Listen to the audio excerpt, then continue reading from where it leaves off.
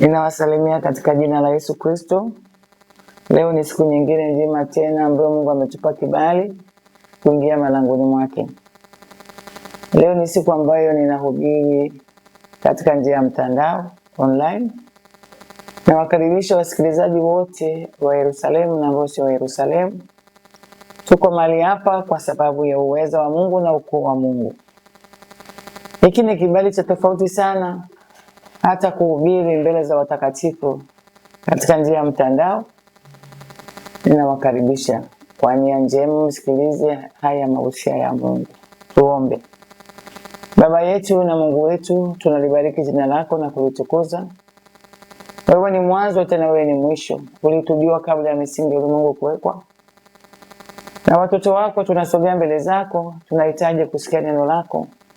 Tunamkaribisha Roho Mtakatifu aliye mwaminifu, aliye kiongozi wetu, akatuongoza katika ibada hii fupi ambayo itakuwa ni njema ndani ya mioyo yetu na akili zetu. Kupitia damu yako ya thamani Yesu Kristo, kaendelee kunena neno mahali hapa, na uongozi wa Roho Mtakatifu katika nafasi. Tunajitiisha ndani ya mamlaka yako. Ni katika jina la Utatu tumeomba, amen. Ibada hii ni Yerusalemu Adonai Miracle Church na kiongozi wake ni Helen Timotheo Chacha ambaye anaanzisha kipindi hiki kwa muda huu.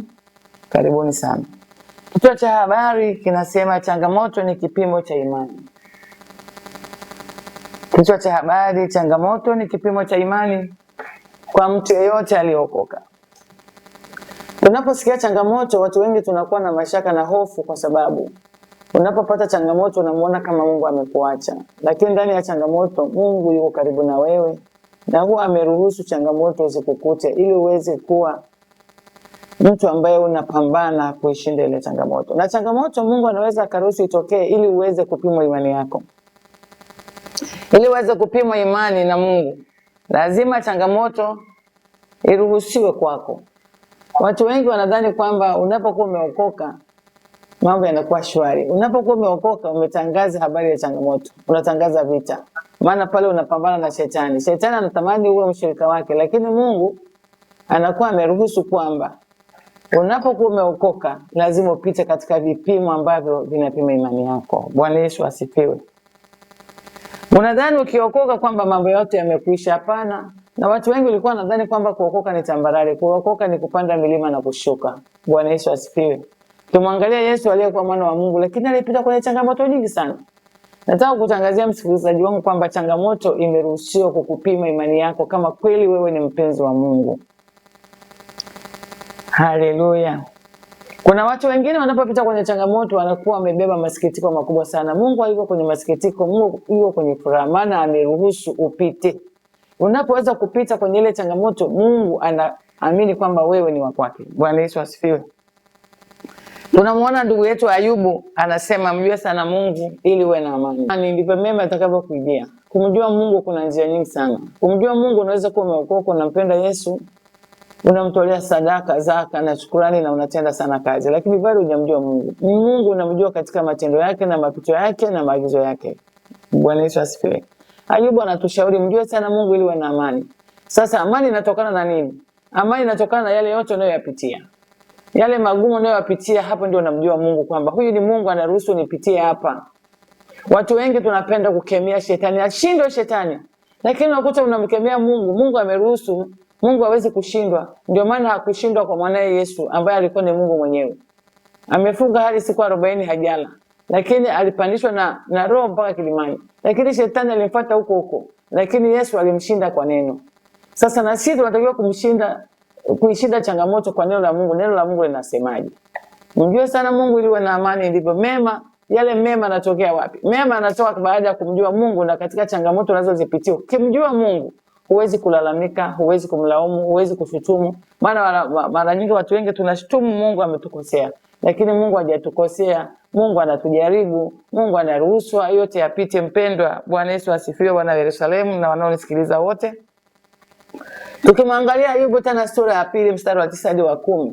Wakati amepitia changamoto nyingi, hebu just imagine Ayubu alikuwa rafiki wa Mungu. Ukiangalia hata Ibrahimu alikuwa rafiki wa Mungu.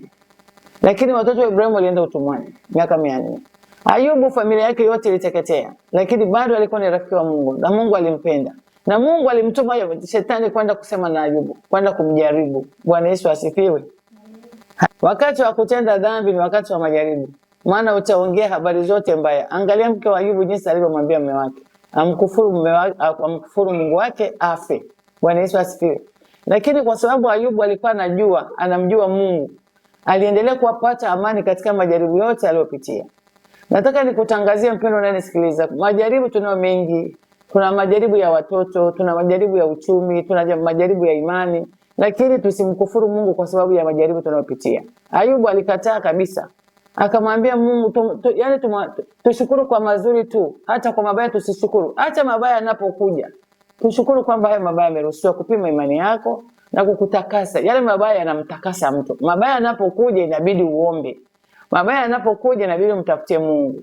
Wana Yerusalemu, nataka kuwaambia kwamba mabaya yanapokuja nyumbani kwako au popote kwenye biashara, Mungu anakuja kukutakasa ili akubadilishie mazingira kuwa mazuri. Bwana Yesu asifiwe. Ukimwangalia Ayubu baada ya kupita katika changamoto zote za kupoteza mke, kupoteza watoto, kupoteza mali, kupoteza kila kitu, Mungu alipoangalia imani yake alibadilisha maisha yake, akayafanya maisha yake kuwa maradufu kuliko yale ya mwanzo. Kwa hiyo Mungu anapokupima, anapokupitisha katika changamoto, anapima kipimo cha imani yako ili abadilishe maisha yako. Bwana Yesu asifiwe. Na Mungu kwa yule anayempenda ndipo anaporuhusu majaribu yaingie. Mungu kama hakupendi hawezi kukurudi. Mungu kama hakupendi hawezi kukutafuta. Sasa Mungu, ile ujue kama Mungu yupo, anaruhusu yale majaribu ili uyapitie, ili umjue Mungu yupo na Mungu akujue wewe ni mwanae. Bwana Yesu asifiwe. Mungu anamrudi yule anayempenda. Tukiangalia mitume walipita kwenye changamoto nyingi sana, lakini bado hawakumkufuru Mungu, bado walimpenda Mungu. Bado walimpenda Mungu, hawakumkufuru Mungu, hawakumwata. Walikubali kufa, walikubali kupitia mateso ya kila aina ili injili ihubiriwe. Na ili injili ihubiriwe mpaka upita kwenye changamoto, watu waangalie changamoto unayopitia. Na unapoishinda ile changamoto, Mungu unakuwa mhubiri. Ile changamoto yako inawahubiria watu kwamba Mungu yupo. Mungu anaporuhusu majaribu makubwa ni ili ujue ya kuwa wewe unampenda. Yule unayempenda Mungu lazima ujaribiwe. Mtu unayempenda Mungu lazima ujaribiwe. Kiangalia kuna Dorcas ambaye ni Tabitha. Tabitha alikuwa mshona kanzu za wajane. Lakini kwa nini Mungu aliruhusu Tabitha afe? Aliruhusu afe lakini afufuliwe ili watu waangalie kwamba Tabitha aliyekufa amefufuliwa. Sasa watu wakaamini kwamba Mungu anaweza akafanya jambo lolote gumu ambalo wanadamu hawawezi kuliamini. Sasa Tabitha ameshakufa, wajane wakaanza kulia, na tutashona kanzu, na tutashona nguo. Mungu akasikia kule mbinguni. Na unapopitia changamoto, unapomuomba, unapolia, kama unalia katika roho ya kweli, kama uliko malalamiko, Mungu anabadilisha mapito yako, anabadilisha kifo chako, anabadilisha uteka wako, anabadilisha aibu yako. Bwana Yesu asifiwe. Tunaenda kuangalia wakina Danieli katika kumpenda Mungu. Kumpenda Mungu. Watu wengi tunasema nimeokoka nampenda Yesu. Tena tuna lugha ya kusema nampenda Yesu, nimeokoka na sali mali fulani. Sawa kabisa. Hamna mtu amekataa. Unampenda Yesu kweli? Jaribu likija sasa hiyo unasema huyu sio Mungu. Unaanza kutafuta huku na huku wapi utakapoponea. Lakini unatakiwa usitike hapo hapo. Umwambie Mungu, mimi uniue usiniue, mimi niko nakupenda. Nimeokoka katika haya yote, najua wewe Mungu uko pamoja na mimi. Bwana Yesu asifiwe. Tunaenda ugumu ndio kuna haki ya mtu. Kwenye ugumu ndio Mungu anafanya jambo jipya katika yale magumu. Bwana Yesu asifiwe sana. Ukiangalia hawa vijana, kilikuwa ni kipimo cha kupimwa kwa magumu ambayo walikuwa wameambiwa kwamba wayatumikie, lakini walikataa. Majaribu ambazo ni changamoto. Majaribu yani tunaita kama changamoto. Ile ilikuwa ni changamoto kwa kina Meshaki, Shadraka na Abednego. Ilikuwa ni changamoto kwao. Kwamba waache Mungu, wamwache Mungu, waende kumsujudia sanamu.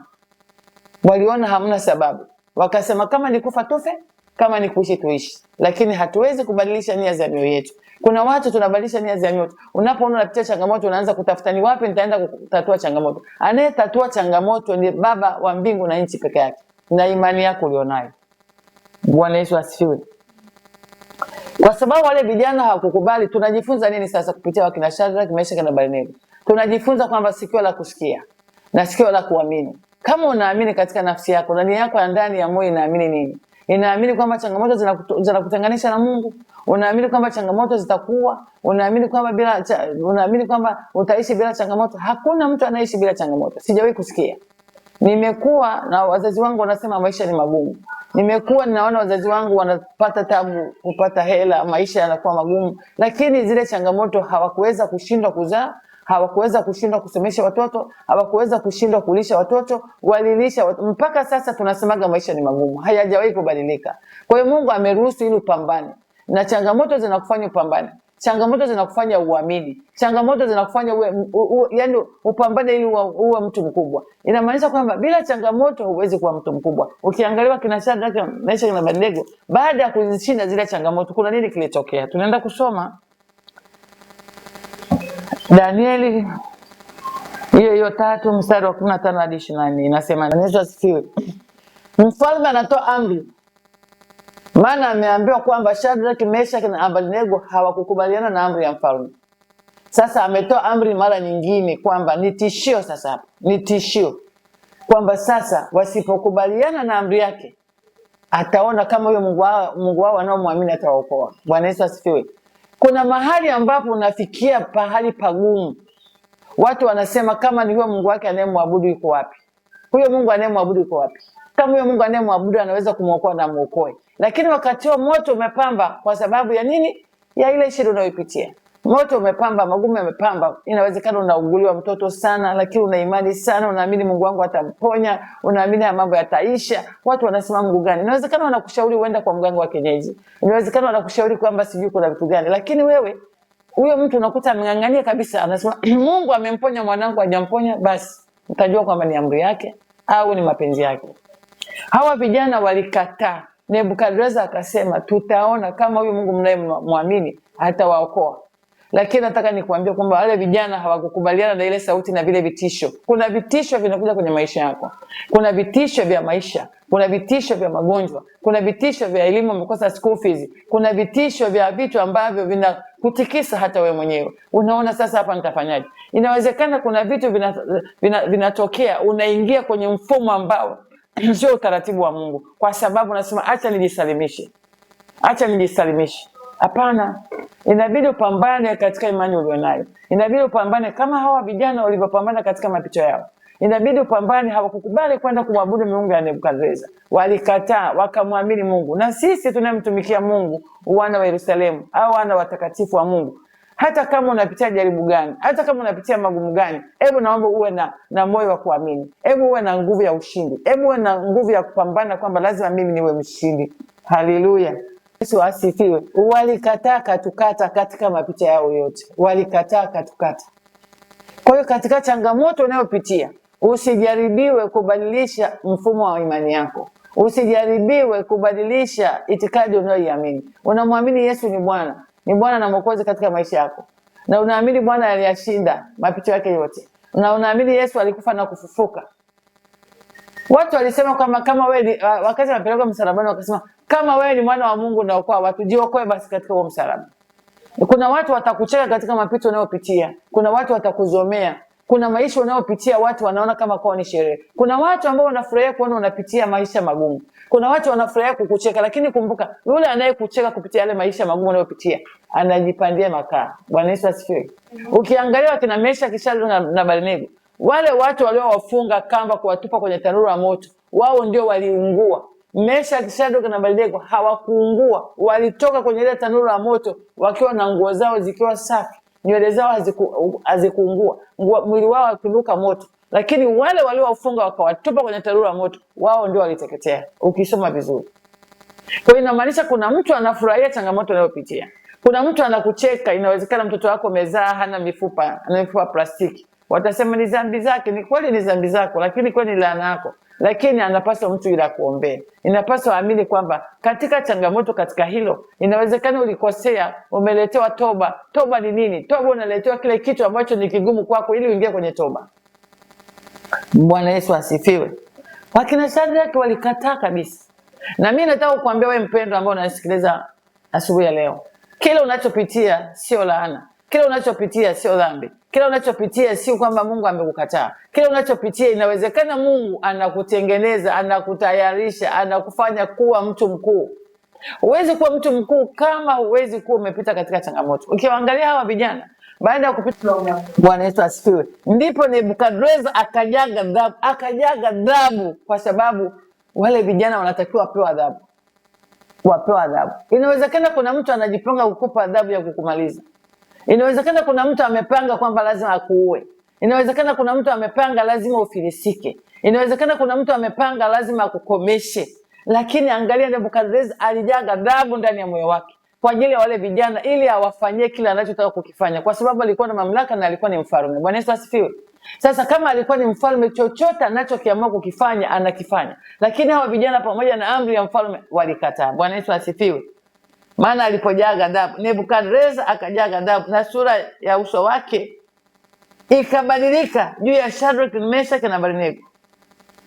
Akatoa amri tanuri kokewa mara 7. Bwana Yesu asifiwe. Sasa kuna adhabu mtu anakupangia, lakini kama uko ndani ya Mungu, ile adhabu Mungu ataiishi. Kuna adhabu umepangiwa hata na shetani, hata na mizimu ya nyumbani kwenu. Umepangiwa hata na laana za nyumbani kwenu. Umepangiwa na maneno walioangalia, wakaangalia kwamba wewe hutafika popote. Wewe hautafika popote, lazima tukumalize. Wanasema lazima tukumalize, lakini katika kukumaliza Mungu atasimama usimalizike. Nataka kukuambia asubuhi ya leo, najua watu wengi tunapitia kwenye changamoto. Watoto wametuharibikia, watoto wamekuwa mashoga, watoto wamekuwa wasagaji, watoto wamekuwa wezi, watoto wamekuwa walevi wa madawa ya kulevya. Mfano katika maeneo ambayo mimi nafanyia utumishi, watoto wengi wanavuta shisha. Watoto wengi na wanasoma na ni wanafunzi. Mzazi analipa school fees. Mzazi anajinyima, mzazi anauza vitumbua, anachoma vitumbua kwa tabu, anaungua. Wazazi wanauza michicha, wanatembea michicha. Wazazi wanaokota makopo kuuza ili watoto wao waende shule. Lakini watoto shetani amewakamata. Lakini nataka kukuambia wewe unayepitia kwenye changamoto kali, hata kama mtoto wako anapitia kwenye hali ambayo sio ya kawaida, usikate tamaa. Muombe Mungu unapopita. Biblia inasema ujapopita katika moto hautateketea. Tunaambiwa tusiogope. Bwana Yesu asifiwe. Changamoto zimeruhusiwa katika familia nyingi tunazoishi. Kila mmoja ana changamoto yake. Kila mmoja ana changamoto yake. Hazifanani, lakini kila mmoja ana changamoto yake. Angalia, mfalme ametafuta watu wenye nguvu, mabouncer, wakawafunga Meshach, Shadrach na Abednego ili wawatupe kwenye ile tanuru la moto uliokokewa mara 7.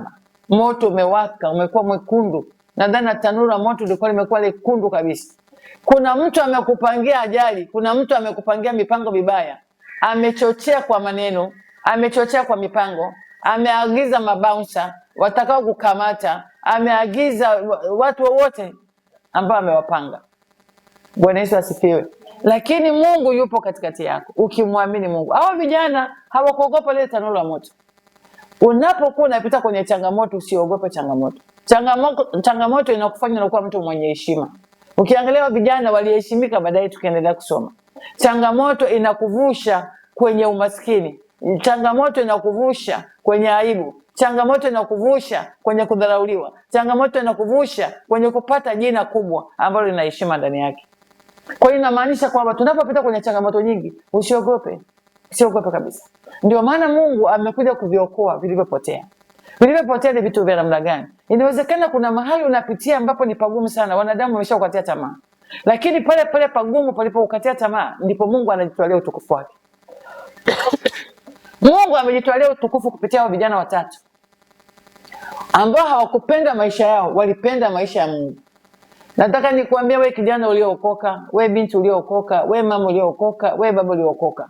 Sidhani kama umeokoka kwa sababu ukastarehe kule kanisani. Wewe ni mwanajeshi. Wewe ni bouncer. Upambane na majitu, upambane na vitu, upambane na magumu ili uweze kushinda. Ili unapoondoka duniani umeacha legacy, umeacha jina. Yesu aliacha jina, aliacha mwana wa Mungu. Hawa mitume wote waliopita katika changamoto za kuipigania Injili, tunawasoma, ni majemedari wa imani. Unapookoka unatakiwa uitwe jemedari wa imani. Na jemedari wa imani haachi kupitia changamoto hata siku moja. Hawa vijana walipitia changamoto. Ukimwangalia hata Danieli, fikiria tundu la simba limeandaliwa, unatupa wewe mtu. Wale walikuwa wamejiandaa kumtupa, walipomtupa Danieli ndio walienda kuuliwa na wale wa simba. Inamaanisha yule anayekupangia habari mbaya zinamgeukia. Yale magumu yote waliokusudia kukupata yanawageukia wale walioandaa yale makusudi mabaya. Bwana Yesu asifiwe. Nataka nikuambie leo unayenisikiliza, najua unalia, una msiba ndani ya nyumba yako. Najua unalia, kuna vitu vya kupata. Najua umelia, umetapeliwa hela. Najua umelia, umetapeliwa vitu vingi. Najua hata mtoto wako hujui hata anasoma wapi au anakaa wapi, hata hujui yuko wapi. Inawezekana ametoka nyumbani, ameungana na vijana wabaya, ameenda kuvuta bangi.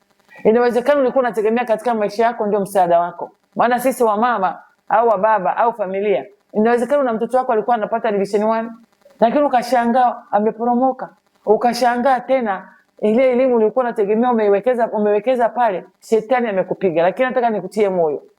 Wewe omba, simama, muamini Mungu. Mungu aliyekuweka chini ya jua na alijua hayo yote atakupata. Kwa kuwa atakupata, wewe omba. Muamini Mungu. Katika hiyo aibu, Mungu atabadilisha aibu yako. Haleluya.